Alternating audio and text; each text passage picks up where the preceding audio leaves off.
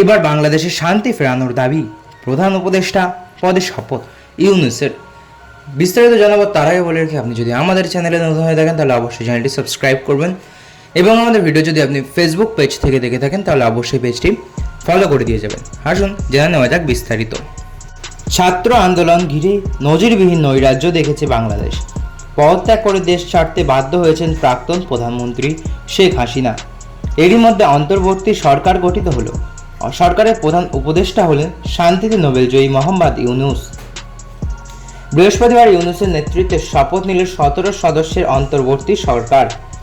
16 সদস্যের উপদেষ্টা মণ্ডলী রয়েছেন 2 সংখ্যালঘু। এর আগে এদিন বাংলাদেশের অ্যাটর্নি জেনারেল হিসেবে নিয়োগ করা হয় তীব্র হাসিনা বিরোধী বলে পরিচিত মোহাম্মদ আসাদুজ্জামানকে। শপথ গ্রহণের পরই এদিন ইউনূসকে অভিনন্দন জানান ভারতের প্রধানমন্ত্রী নরেন্দ্র মোদী।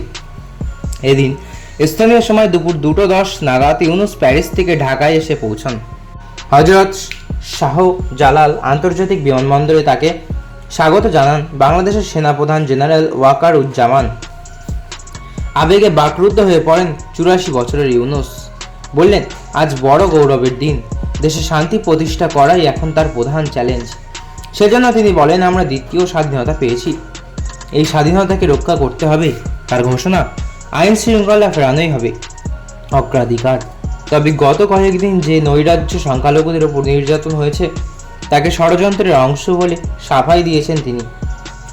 সংরক্ষণের বিরোধিতা করে পুলিশের গুলিতে নিহত হয়েছেন বৈষম্য বিরোধী ছাত্র আন্দোলনের নেতা আবু সাইদ। তার কথা বলতে গিয়ে কেঁদে ফেলেন ইউনূস। এরই মধ্যে বৃহস্পতিবারও হিংসা অব্যাহত বাংলাদেশে। দেশের বিভিন্ন প্রান্তে লুটরাজ ডাকাতির খবর পাওয়া গিয়েছে। এই অবস্থায় রাত পাহারা দিতে শুরু করেছেন এলাকাবাসীরাই।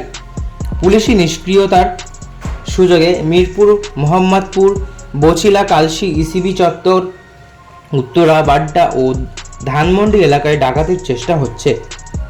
অনেক জায়গায় মসজিদ থেকে মাইকে এই নিয়ে সতর্কতা করা হচ্ছে সকলকেই। এই অবস্থায় বাংলাদেশের সেনাপ্রধান জানিয়েছেন, সবকিছু স্বাভাবিক হতে 3-4 দিন লাগবেই। বিশ্ববিদ্যালয়গুলিতে ছাত্র রাজনীতি শুরুর পক্ষে বিভিন্ন মহল থেকে দাবি জানানো হয়েছে।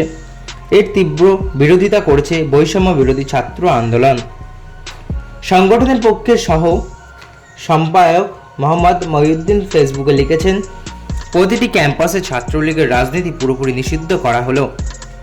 আপনারা ছাড়া ছাত্রদল, বামদল, শিবির এখনই ঢাকা বিশ্ববিদ্যালয় সহ বিভিন্ন ক্যাম্পাসে ছাত্র রাজনীতি চালু করতে চাইছেন, তাদের সবাইকে বলতে চাই, আমরা আপনাদের ফায়দা নেওয়ার জন্য এই বিপ্লব করিনি।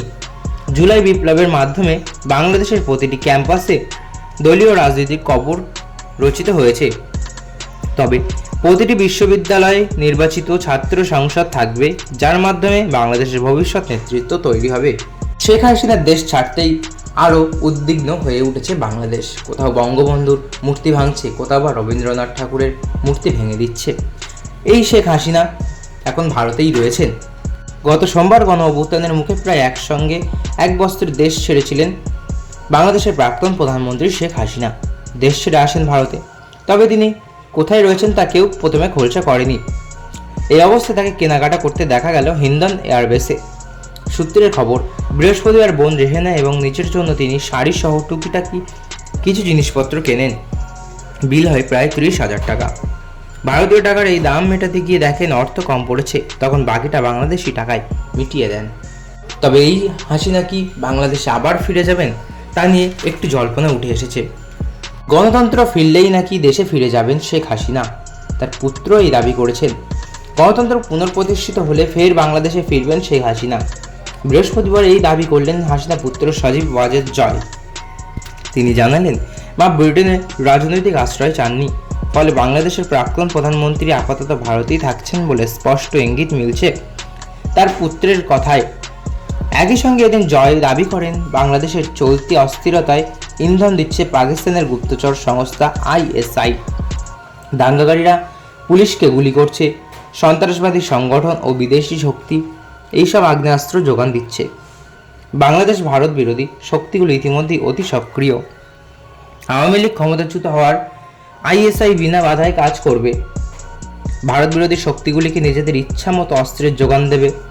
ভারত বিরোধী এই শক্তিগুলি ঠেকাতে নয়াদিল্লিকে যত দ্রুত সম্ভব পদক্ষেপ করতে হবে।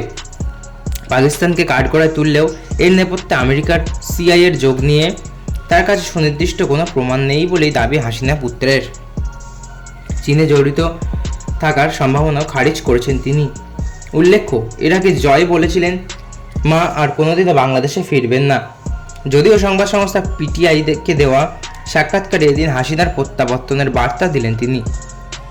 পিটিআইয়ের দেওয়া সাক্ষাৎকারে এদিন জয় বলেন, গণতন্ত্র ফেরার পর মা নিশ্চিতভাবে বাংলাদেশে ফিরে আসবেন, কিন্তু তিনি রাজনীতিতে আর সক্রিয় থাকবেন কিনা তা নিয়ে এখনো কোনো সিদ্ধান্ত হয়নি। এই কথা সত্যি যে আমি বলেছিলাম মা আর বাংলাদেশে ফিরবেন না, কিন্তু গত দুদিনে অনেক কিছু বদলেছে। শেখ মুজিবুর রহমানের পরিবারের সদস্যরা কখনোই নিজেদের মানুষকে, প্রিয় দল আওয়ামী লীগকে বিপদের মুখে ছেড়ে যাবে না। আমাদের লোকজনকে নিরাপদে রাখতে হবে, যা যা করার দরকার এবার আমরা তাই করব।